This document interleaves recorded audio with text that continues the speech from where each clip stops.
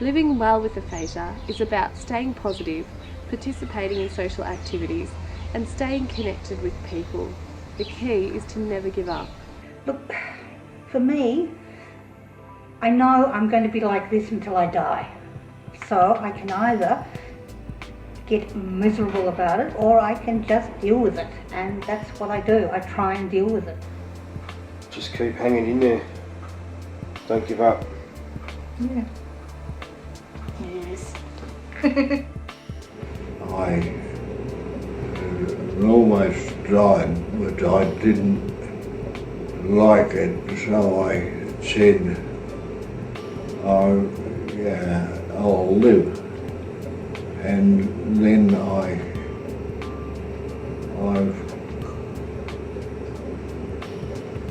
living each day one at a time, and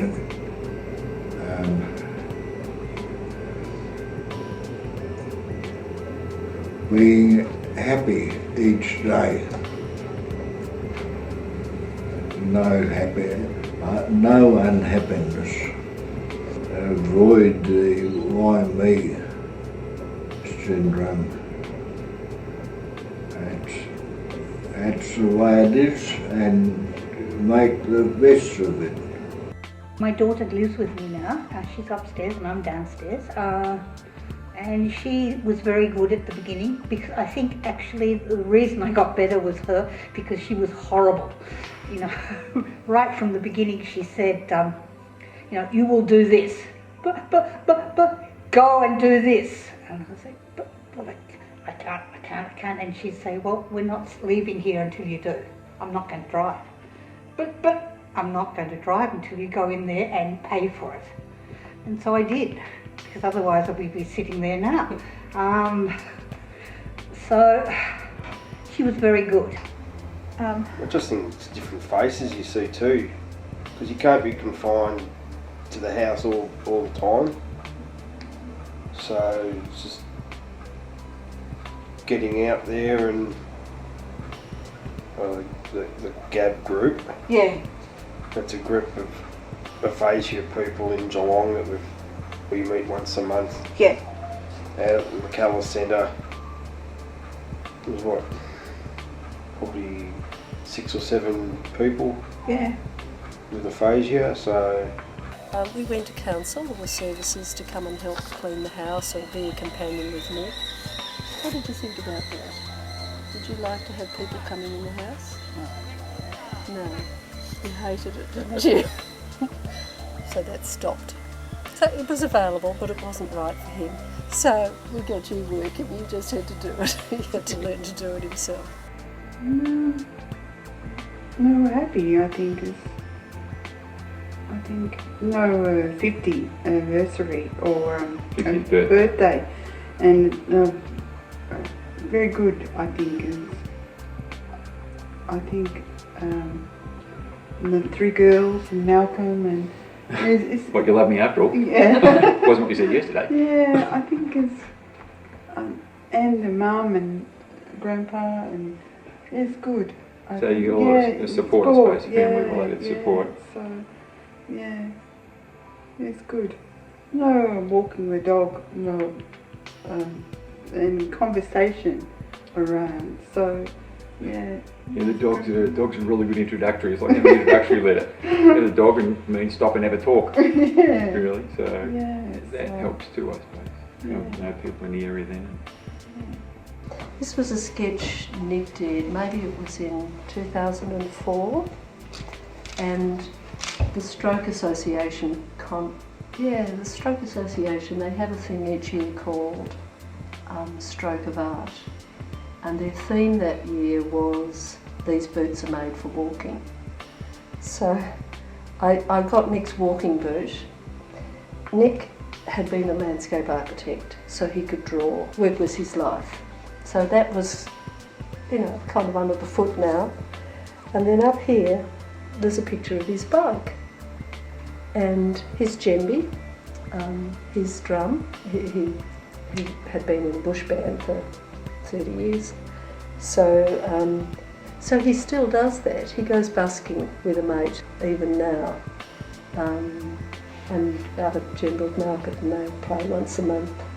So it's keeping possibilities going, keeping doing the things you love doing and not saying, I can't do it anymore.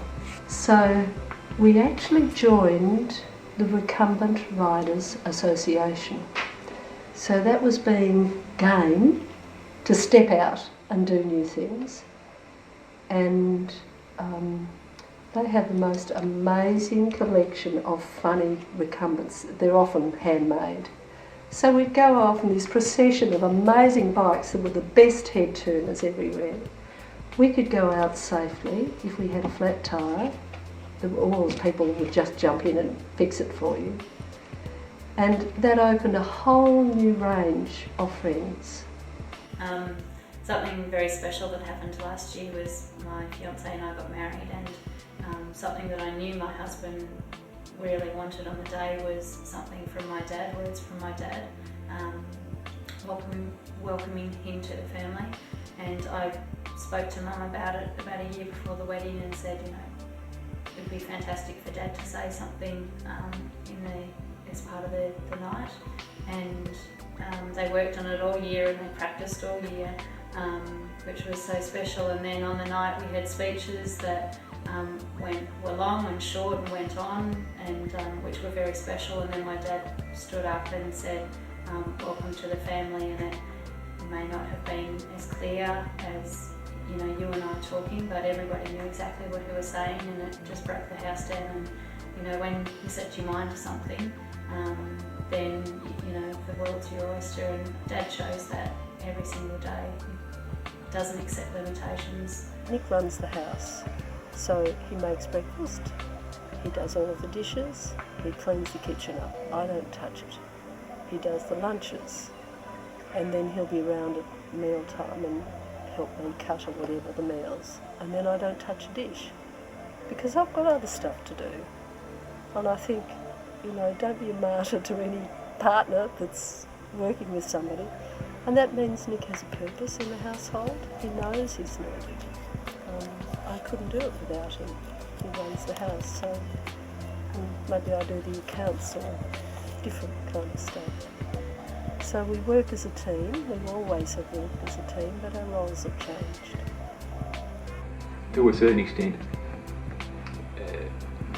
from the life at the moment, there's really nothing you can't do other than, I suppose, from a physical perspective, that you that stops you doing. It doesn't stop you doing what you want to do. I suppose you could be doing a lot more if you had your speech, but you're saying you're happy with life as it is. Yeah. I suppose interesting. Often I thought Karen is not the same person as she was before the stroke, but she's just a new person. Different. Yeah. It's different, but it's just that's who you are now, and that's fine. So that we just become that's mum again. Just mum's a bit different, but mum's fine. So she still gets a finger out, tells them what to do, and yells at the kids, and yells at me, and yells at the dog. So things are fine, really, from that perspective. So each year we go off on more and more adventures, and friends said, we'd love to come with you. And so last year we organised an art trip out to the Flinders Ranges, and we went out for a whole week. Some of them had never been into the outback before. They were just blown away by the beauty of it. And each day we'd go out and sit for the whole day in one spot and paint. And they had such a lovely time, they said, let's do another one. So another 6 months later we went down to Malakuta. So this series up here are some that Nick did up at Malakuta. So it's opened up another lovely range of new friends. If we ever say we're going somewhere, they'll come. So it's us reaching out, making new possibilities. So this was this camping trip, and just doing the tomfoolery of playing bocce, getting around the table and playing cards. So it was me as a carer letting him go, pushing him to do the things I knew he loved, and the healing that comes from that is huge.